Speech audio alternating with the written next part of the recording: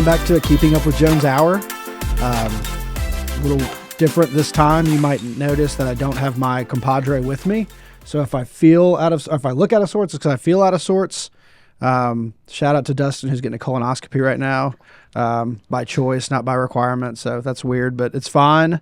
This is now our 14th episode, which is wild, and kind of surreal because we're here.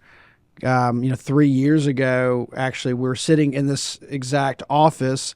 Alex and I were talking about this vision that has come to life. And anyway, so an extra special time for us to be together and celebrate that. But without further ado, I'd like to introduce two of my great friends, Dara and Alex. Dara is the founder and owner of Barron's Man Cave. Mm-hmm. Yep. And then Alex is the co-owner and co-founder of Neon Canvas and many other things, which we'll talk about today. Dara, I'd love to give the floor to you and let you share with our audience a little bit more about you and who you are and what makes you you. Awesome. I started Barron's in 2015. And I know when I told all my friends about it, everyone was like, what? Where's this coming from? Especially because I have no formal training in the industry. Yeah. But at the time, I was looking at needs in our city and what was missing. And I realized that men didn't really have a place to go, where they did not feel that they were an afterthought, where they could get a higher level of services and better customer service, but without having to go sit next to their wife and their girlfriends. Fair. So it really was just as simple as that, but that was 2015. So this is our 10th year. It's crazy. Yeah, it's crazy. Yeah, That's super cool. And you're in Germantown currently at 9289 Poplar. Yes. Which just east of Forest Hill. It's an awesome location.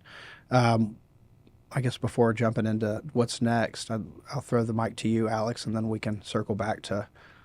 Yeah, I think this is, obviously a lot of your audience may or may not know, but I mean, our paths were crossing from a very young time. Your father was very influential in my life, and I think that kind of led to a natural born relationship between the two Totally. of us. And really, since we met, I mean, you guys were really good to us when you were starting your company to allow us to kind of help Jones Hour figure out their path and their branding and their direction. And you were obviously the catalyst of all that. We were your team, right? Your inside baseball team. And we loved that role. I loved that role to help people grow their businesses and really become kind of the next level of who they are. And that's where Dara has played such a huge part in my life since we met each other, is because I thought, God, you're doing something that nobody's ever done in Memphis. A couple people have tried, but to do it at the level that Dara has done and that Barron's has been able to create the success she has, it's unmatched, it's unparalleled.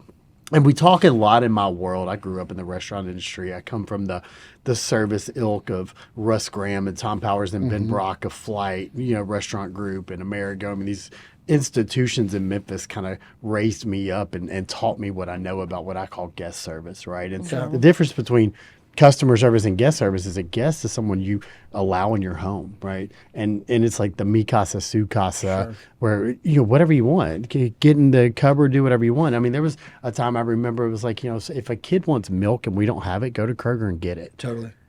What's that book? There's the book that they make everybody read. Raving Fans. Raving Fans. Yeah. I have Raving Fans on my desk, so I have right. a stack of. It ends up being like 3 or 4 books at all times that can just kind of get replenished. And it's like when somebody tells me about a book, I order it, put it in the stack, and that's my stack right now. So I'm very pumped. Yeah. So Dara's doing that, creating Raving Fans. And my pitch to Dara a long time ago was like, we're taking over the world. The question is like, how are we doing it? Kind of the same thing, you and I've talked about. Dude, you're going to take over Memphis. You're going to take over the world. And that's one of the cool things about what Jones Hour's doing is you guys don't just like sell real estate or lease spots. What you do is you pair people with a community. You pair brands and culture with the culture that they're going into and create long-term success, create pillars in the community. And you're going out to Las Vegas or Dallas or Washington, D.C. to find these companies to do that. And then you're also finding people like Dara and I and putting us in the right places in the right spot. And that's what I'm so excited about this project. I know we hadn't gotten too deep into it. Everybody's like, what is this project? What is this project? Yeah. So that's out there, and I met was trying to figure out how we're going to take over the world together. Yeah. Yeah. I mean, like we said, we're all good friends. Yeah. And it's an exciting time for, Jones Hour. And then, but when I actually had reached out to you, because I remember I was thinking, I was like, well, what's next for Barron's? Like, what happens now? And when I went with you to go look at the location over here at Williamsburg Village, I think I've learned as a business person that like you can only go so far alone. Totally. But when your dreams get to a certain caliber and a certain level, you need to have the right people in your corner. And I know I can always go further with like the right team. And I haven't always been good at figuring out who those people are, but that's part of, growing, as a business owner. But that was when I was like, oh man, I know who would be the perfect person to hop on this next crazy chapter with. And that's Alex, because, everything that you've done with me on Canvas, how fast you've grown. And I think we both appreciate the same things. We have passion to grow, and we care a lot about our people, especially with as fast as your team's grown. And I've seen the way his team responds to him, and I'm like, that is the kind of person that I want to build something with. Totally. So it was really hard to sell him on it. I think I sent him one text, and he was like, okay. I'm in. Right. And then we started going to work right away. Yeah. Well, I'm trying to think of when that was, because it was funny because you and I did go meet and we toured the property, and you were like, I love this. I wish I could take this the next step and add the component that we're about to talk about. And you're like, I'm going to call Alex. And then literally, I think the next day we were all here, like literally running through the numbers, and we're like, oh yeah, I think we got the deal done. Let's roll. I mean, it may not have been quite that fast, but it was pretty close. Yeah, I think when Dara and I you had know. done some paper napkining, but like We previous. did. Like there were definitely some nights where, wanna say I saved like it. we're in a room, Yeah. we're in a room full of people, and Dara and I are like looking each other in the eyes, being like, how do we make money? How do we do this? how do we figure this out, right? Because somebody's got to pay these bills. So, and that's what I've always been impressed with Dara is, I tell people this all the time. You don't have a business until it makes money. Right. And I hate to be crass about this. Like, I don't want this to come across the wrong way if you're an entrepreneur or you're getting started, your business is going through a hard time. But if you really want to give back to your community and create like real lasting change for the community and where you're at, like hire people. Right. Take care of their families. Let them have kids. Give them time off. Like create something that is bigger than yourself, and you'll really start winning. And that's what Dara got and you get, and what hopefully we've gotten with Neon Canvas, and that I hope to pass on to the other business ventures that I have. Sure. Oh, that's absolutely true. Yeah, it is always interesting because people are like, what are y'all doing for the community? I'm like, well, we have 45 employees, so let's start there. It's like, right. The mouths you feed are really crazy. You think about husbands and wives and kids and aunts and uncles, and it's like, it's amazing. Yeah, this is a little bit of a kind of a diversion from like the topic, but yeah, I mean, I think all three of us probably stay awake at night thinking about not necessarily just like us, but it's like you think about the kids, of your employees and the families, and it's like their next meal, right? And where that's coming from and how you get there and how you grow their legacy. And it's just like that is 10 times a bigger stressor than like, how are we going to pay rent? Like, we'll figure that out. But like, there's a lot of lives and a lot of families. Paying payroll freaks me out more than paying rent. Like paying rent's like kind of easy, right? But like paying those benefits, right? Like it's not just payroll. It's like the $40,000 in health insurance that you just wrote a check for, too. Totally. In profit sharing, and like these are the things that can keep you up at night. But there's $1 billion of economic impact just sitting at this table with the three of us. Yeah. Yeah, it's funny you say that, because I feel like that's me all the time, late at night. And I tell my team this, and if they watch it, they'll laugh because it's true. I always tell them, I was like, I'm always thinking of us and how we will be able to continue to win, because I take it very personally. When you come work for us, it's not, I'm giving you a job. You can go anywhere for a job. Totally. But what I would like to do is to give us a path to grow, and how do we continue to be better, and how do we create opportunities for our team, which, this was part of the plan too. But like in the industry, traditionally you go work for someone, and then if you want to grow, you have to go get your own shop, maybe open up your own thing, or you go work by yourself or whatever. But that potential is so capped when you think that way. Back to how I think we were talking earlier, you can do so much more with a team. And I think that's what we're seeing now, and it's really where the magic is starting to happen. And I have an amazing team. Wouldn't be here without them. Love them. Tell them all the time. I was like, we stay in our own lanes, but they are the talent, truly. Yeah. So. And that's when you talk about a team, is that you need kind of multiple members of the team. That's where you and Dustin are so great together, because you and I are very similar. We're both pedal to the floor type people. Like, we're going. We need those people to be like, oh, grab our collar and be like, like they're pumping the brakes a little bit, because without them, like, we're flying downhill 90-0 all the time. Yeah. Sometimes you get to the bottom of that hill and you face plant. Yeah, you get back up and you do it again. But sometimes it's nice to have somebody to like slow you down a little bit. Maybe put on your elbow pads before you do it. That's right. Yeah. And I think that like we're a good match for that, right? Because I'm very much like, we got to do this. We got to make it happen. It's hard to find me satisfied, but you need people who are also driven like that, with maybe just a little bit different skill set than you, to keep you moving forward in life. And for a city like Memphis, I tell people this all the time: if you're willing to come to Memphis or move here or grow up here and work hard, you're going to win. Totally. 100%. Just because there's a lot of just innate, like, older money, right? And we talk about this new money versus old money in Memphis, and you're very tapped into that world because you're working with both of them. We're new money, I guess, if you want to talk about, like, we're first generation. Like, nobody handed us shit, that's excuse true. my French. Nobody gave us anything. No, right? I cuss on the podcast all the time. Okay, yeah. And same. I mean, your dad was my soccer coach and high school coach. We know, like, education is not how you get wealthy, right? So we just chose different paths in life, right, to try to create that generational wealth. But generational wealth can be squandered in 3 generations with people who don't have drive, don't have knowledge. And so it's constantly seeking people in your circle who are driving you and giving you more knowledge and insight than what you had before is, I think, how you win. Yeah. Yeah. Well, and speaking of winning and how we're all winning next, let's talk a little bit about the super exciting project that we keep leaving them on, like, this cliffhanger. So tell us about Barron's East. East, okay. One thing that I've noticed over the last 10 years, and something I really, really love, is that we opened a barbershop, right? But what we got was a community. And it is not uncommon to come into our shop and see your neighbor, or see your son's soccer coach, or see someone you work with. And we've gotten to know all these people so well. We know most of them by their first name.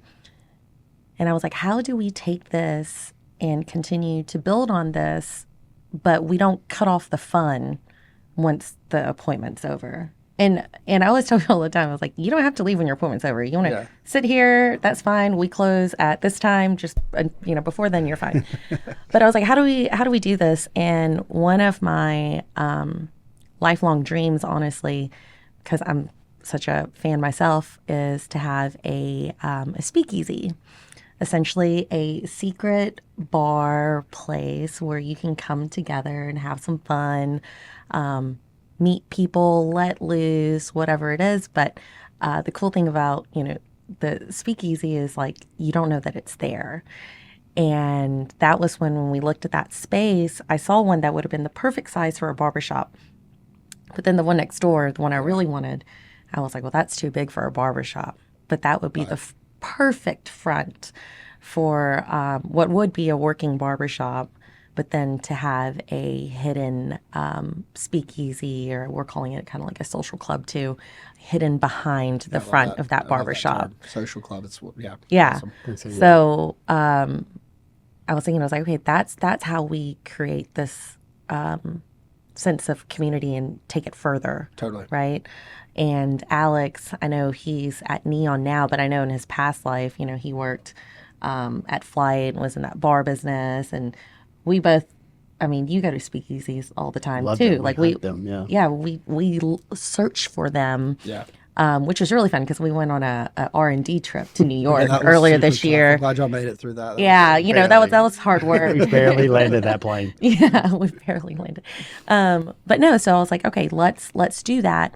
And the location I honestly think is perfect Yeah. for our clientele, what we're trying to do. East Memphis already has so many great places that our clientele already goes to. And this just, I think, is like the cherry on top of like after a night of like a nice dinner, or you're at this bar, they do last call. Well, where do we go now? Yeah. Yeah, you And- had dinner at Iris or Andrew Michael or Folk Yeah. Holly. Like, then what? Yeah, and then what? So, but it is, again, back to that community piece.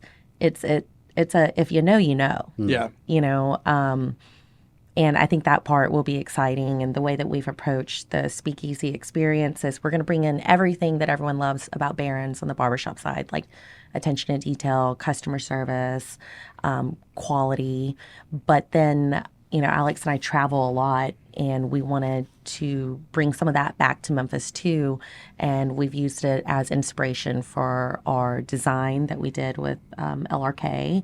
And we'll use it to build our bar program. And then we'll also have small plates and stuff, but dishes that are inspired from our travels in different parts of the world. Yeah. There won't be anything like it. There's no doubt in my mind that we're bringing the world back to Memphis, our travels and our experiences, our insight into the way that we view the world and the way that we view guest service. Yeah. And we're bringing that back to Memphis. That's not to slight anybody in Memphis. No, sure. We need them. We love them. I have made a real rule since we started Barron's. Like, I will only eat by locally owned restaurants now. I want to support them and obviously hope that we get that love in return. Absolutely. But this is the kind of place that is gonna love discretion. That's gonna love the community, right? That's gonna feel like it's something that you own yourself. But also, like, I think that personalized service, what I've seen with consumer spending, and I'm sure we all agree, is it's about the experience, not technically what 100%. you're getting. I rather support a company or a business that knows me by name, that cares about me, and I'm not just another person walking through, another number, another head. So we want people to feel that when you come in, that like this is a community within a community. And like, we'll know your favorite cocktail. We'll know that it's your wedding anniversary, or that, you're up for a job promotion. And we're a part of that every day now, currently in Germantown. Sure. It's just now we get to do it even more. You get to celebrate it a little bit harder. Yeah, Yeah. exactly. And I think there's this level of, you think of, the black card with Amex. Everybody says, ooh, the black card. Like, what's it really come with when you pay $10,000 a year to Amex to get the black card? That's right. Access. That's access. And so I think that's what the Barron's man, the Barron's customer, the Barron's woman, the Barron's man's wife and girlfriends are going to get to come and enjoy, is access to something that's exclusive, but also a level of concierge that they've never experienced before. What do you smell like? Not only what do you look like, how do you shave your face? Where are you buying your clothes? How do you travel? Does your wife get flowers on the weekly or on the monthly? What about gifts? What about spa services? How is that all taken care of at such a high level that you never have to worry about it, or you always know where to go to get those things? And I think that's part of what we plan to roll out with our concierge level service for our service and our customers. No, that's so true. Because I want it to go beyond those walls, and part of that is like we'll have a dedicated membership concierge, like the same thing with that number you call when you need something. We're gonna have a number you call. And then you can get those things worked out. So it's going to be a very, very cool experience. Yeah. And we're just super excited. Yeah. Well, and that's why I loved when you tweak the term from like speakeasy, which it is, right? It's there if you know, right? But like social club to me elevates exactly. Well, I don't know if it's elevates, but it encapsulates what y'all are trying to achieve in such a better term. Like, there's a social element to it, but there's a club element to it. There's exclusivity, there's prestige, like all that stuff is something that not just Memphis doesn't have, but like most cities our size of Nashville doesn't have, like a Birmingham doesn't have. And so like this is going to set us apart as a city in yet another way. So really cool.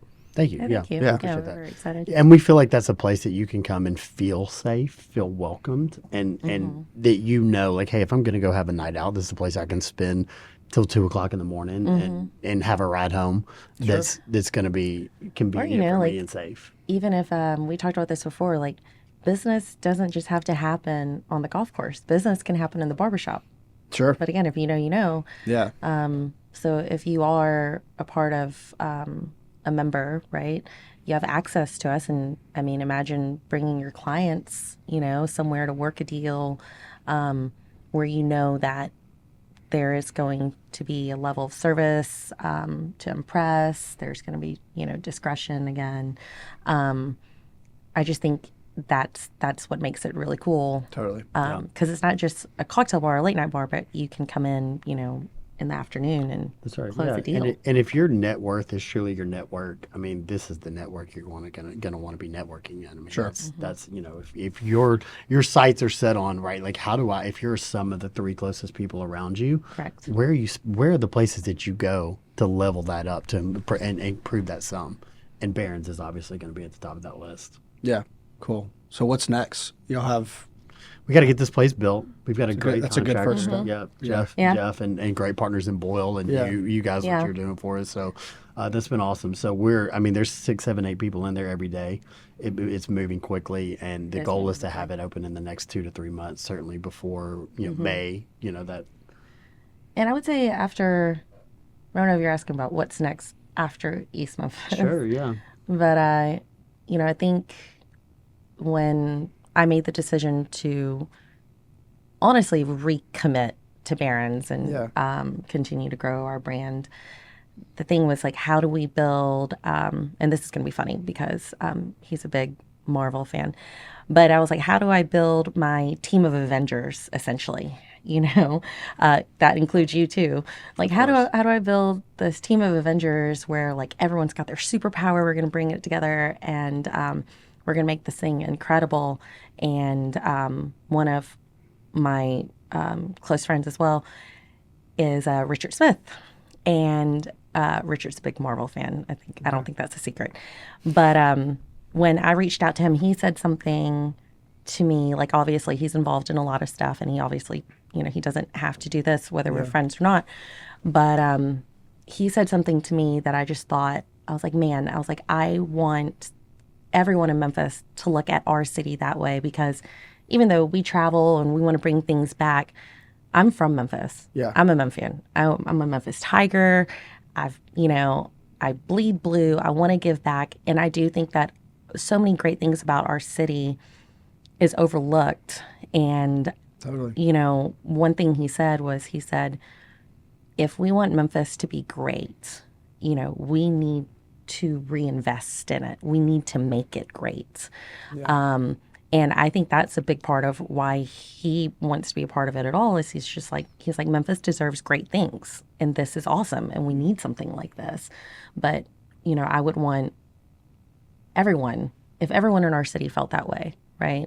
Because there are so many opportunities, like we've talked about this, and so many great things happening in the city. But if everyone did that, then I think people would be asking themselves, why don't I live in Memphis? Totally. You know? Yep. Yeah. It's a great city to live and work and play. It is, and we are super fortunate. The three of us, well, all of us, but the three of us specifically, like we have an incredible opportunity because we've had successes and we have our networks and we have our roles. Like we can specifically, individually, and together, like make that difference, which not everybody can. Right? There's a lot of people who are like, God, I'd love to do this, I'd love to do that, but like the wherewithal, the network, the access, like that's not there. But like, it took us a week to figure out how to make this thing happen. And like, when you think about that, like that's kind of crazy. And so it's also one of those where it's like, now it challenges us to figure out like, what is next? Like, right. Like we can't just stop here. We have to continue to build our city and build our community. And that's not easy. No. I think we all thrive on that kind of pressure, though. Sure. Need it. Yeah. Gave me goosebumps just talking about I it. know. Yeah. It's just like, ooh, what's next? Yeah. How do I fix this problem today? Yeah. Yeah. So Yeah. it's a lot to be thankful for, a lot to be excited Absolutely. for. Yeah, and we're grateful sitting in this seat. I mean, obviously, I know. think that comes across in everything that we do. But you'll see that because we don't rest on our laurels. Yeah. We get up and work every day. Yeah. And we continue. Yeah. Continue Won't to. stop. Can't stop. Yeah. Couldn't stop if I tried. Yeah. No kidding. Yeah. An important part, like how do you become a member of Barron's? Like, I want access. I want to be a part of it. Like, what if somebody's watching and they're fired up and they want all the things that we just talked about, like what do they do? How does that happen? What could they be looking out for? Yeah, so we're going to launch the membership application just probably by the time when this podcast comes out here. But if you're that serious about it, obviously Dara and I are reach out to us. Get our number from Jonathan, call us, Exactly. let us know. I mean, right now we're building the members now. We're building, and we do kind of have a certain level of access that we want to attract people to. So if you think that's where you fit and who you are, then let us know. I mean, there's a lot of people we don't know, a lot of people we do know. So we're really excited to be in this community and hear from these people. Yeah. And know, let's learn how we can serve you. So let us reach out, let us know, and we will do that. Cool. And like you said, it'll be, once it's launched, there's different types of memberships, just depending on if you're a couple or maybe you're a business. We'll also have corporate memberships. Cool. And the application process will be all online, but because of I guess Alex's expertise and stuff, we also we're undergoing like a rebrand and rebuilding that access online. So members will actually have a portal that they get to log into where they can tell us everything about themselves, so we can make sure that we know what they want, so we can offer them that personalized next level experience when they come in. Totally. So it's a very sophisticated and cool, so we're trying to dot our I's, cross our T's before we get that open, but Do it right, yeah, in a couple of weeks. Yeah. Yep. We'll be here before we know it. I know. Yeah. It's great when you made the comment, like by the time this podcast comes out, this episode comes out, it's like, oh shit. Yeah, we'll okay. drop it in the comments. Of the Yeah. episode. Yeah. Cool. Link Okay. in the comment. Yeah. Awesome. Well, we, I guess I can't thank y'all enough for being here. Yeah, and Thank you for having us. all this. Appreciate our friendship, obviously, Yeah. more than anything, and I'm really excited to see what comes next. So, yeah, and kudos to you guys. I mean, Jones Hour is crushing it. I know. I know that your partner's Trying. Doing big stuck things. with tubes in every hole of his body. Yeah, Yeah. he's having fun. And, Yeah. and that you don't have time to do podcasts. I know, right? I mean, Look at really. you- We Look at talk you about guys. Yeah. selling every second of Don't the you have day. a release to sign? Yeah. Thank you. Yeah. Thank y'all. Thanks for having us. Thank y'all for being with us. We excited to see y'all next time.